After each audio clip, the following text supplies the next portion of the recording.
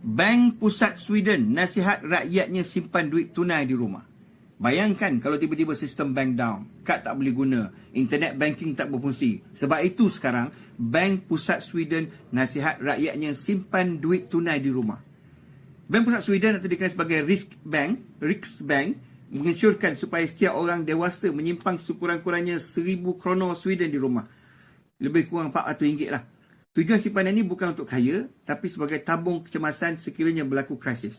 Turut pihak Riksbank, dunia sekarang semakin tidak menentu. Antara risiko yang mereka sebut gangguan sistem pembayaran, krisis ekonomi, bencana besar, malah dalam senario terburuk peperangan. Jika sistem pembayaran digital terganggu, orang ramai masih boleh membeli makanan dan keperluan asas menggunakan tunai.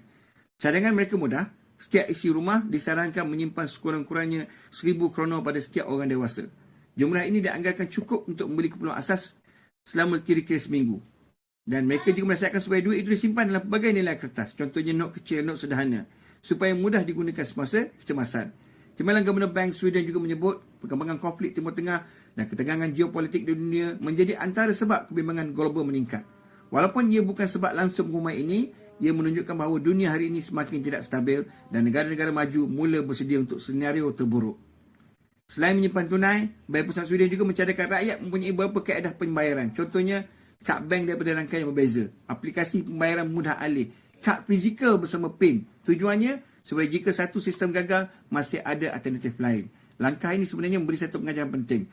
Walaupun dunia semakin digital, tunai masih ada peranan penting ketika krisis. Kerana apabila sistem terganggu, yang paling penting bukan teknologi, tapi kemampuan untuk terus hidup dan memberi keperluan asas.